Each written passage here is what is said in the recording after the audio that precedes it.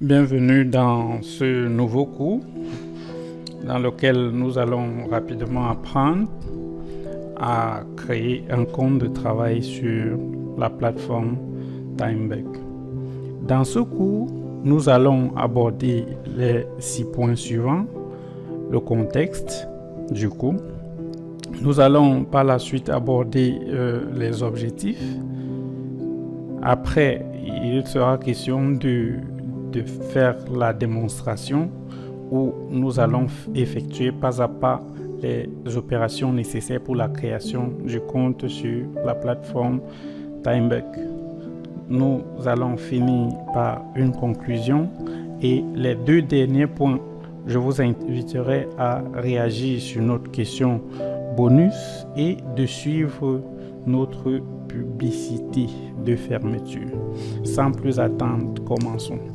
TimeBuck, comme d'autres plateformes que nous avons vues jusqu'ici, est une plateforme où nous aurons des micro-tâches ou bien des micro-activités pour combler notre journée de travail. Mais cette plateforme a sa particularité que nous allons voir dans la suite de nos enregistrements.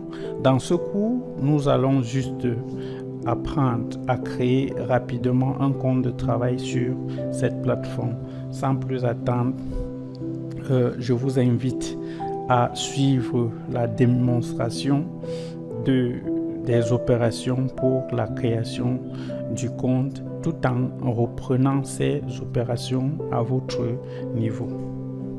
Avant de commencer, rassurez-vous d'avoir récupéré le lien de la création de votre compte sur TimeBuck chez votre formateur. J'ai reçu le mien, je vais le chercher, il est là. Après, je vais prendre mon navigateur préféré, ici Edge. Je vais entrer le lien de création, le lien d'accès à la plateforme. Une fois sur la plateforme, comme c'est le cas ici, je vais cliquer sur Sign Up. C'est le cas. Là, je vais entrer l'adresse email, de préférence notre adresse Gmail de travail que nous avons créée précédemment. Je vais mettre l'adresse ici. Je vais essayer d'utiliser le mot de passe associé à cette adresse pour la création de mon compte. Je vais le faire là, ici également. Après, je vais cliquer sur accepter les conditions, attendre par la suite que la vérification se fasse. Là, c'est bon, je vais cliquer sur Sign Up.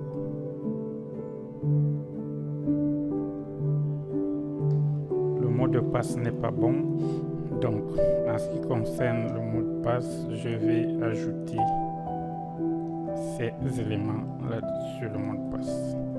Après ça, je vais essayer à nouveau. Là, c'est bon. J'attends également la vérification.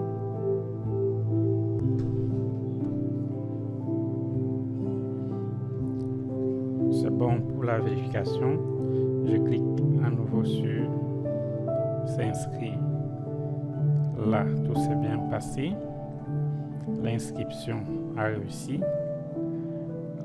Ici, nous avons ce message où nous sommes invités à valider notre adresse email. Je vais me rendre donc sur Gmail pour vérifier si j'ai reçu ce message.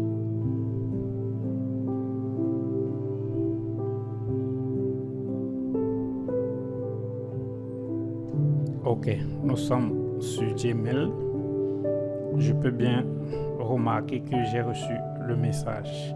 N'oubliez pas, quand vous êtes à ce niveau, si vous n'avez pas de message, il faut patienter un peu ou alors vérifier s'il n'est pas dans votre dossier de spam. Donc, mon message est là, je vais l'ouvrir. Après, je vois que j'ai reçu le lien de notification. Je vais cliquer sur le lien.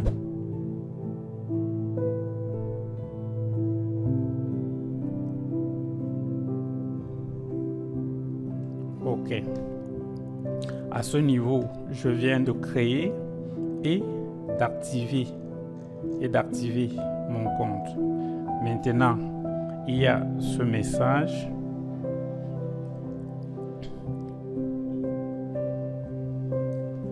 qui m'invite à accepter les thèmes et conditions d'utilisation de la plateforme. Je vais cliquer sur accepter. Voilà. À ce moment, je suis déjà sur mon tableau de bord et mon compte est effectif sur la plateforme. Il est parfois important quand on a créé le compte de vérifier les premières informations qui sont données ici généralement en rouge, de se rassurer, en fait de rassurer la plateforme que nous sommes là pour effectuer des micro-tâches en effectuant nos premières micro-tâches. Par exemple ici, nous on a ce sondage où on nous dit en l'effectuant, nous avons 0,1 $. Je peux cliquer sur Start pour commencer à répondre à ce sondage-là. Je peux également, bon ici j'ai d'autres informations, là c'est pas très important. Donc, mais très souvent, dès que vous venez de créer un compte, vous avez soit un sondage qui vous permet de prendre tout doucement la ou alors de rassurer la plateforme que vous êtes là pour travailler, vous êtes attentif et votre note ou sondage va permettre à donner la crédibilité à votre profil.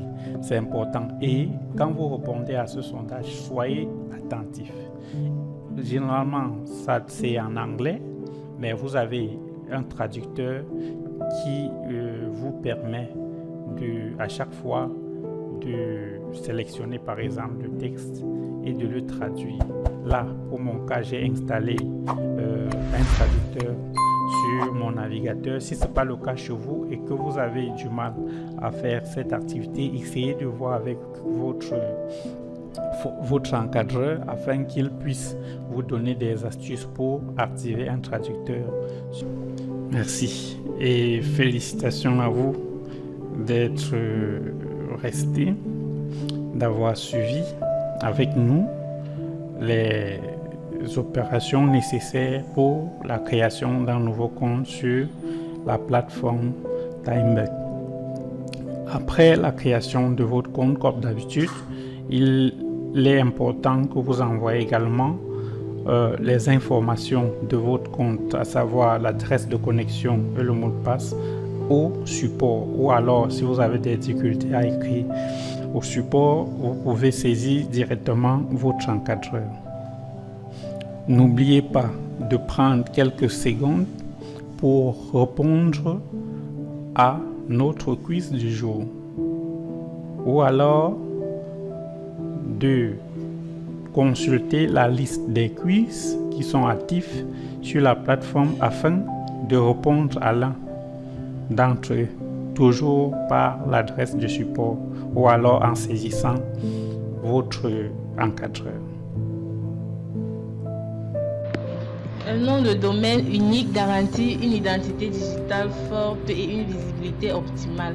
AFH Host propose des noms de domaine premium, activation rapide et facile à gérer, des tarifs compétitifs, un service client réactif et une plateforme intuitive assurent une expérience fluide et sécurisée. Chaque domaine enregistré renforce votre présence en ligne et protège votre marque. Les extensions disponibles .com, .net, .org, .info, .biz, .store, .co, .tech, .fr, .cm et plus de 200 autres extensions. Réservation immédiate sur notre plateforme AFH Host à travers le lien qui figure en bas de votre écran.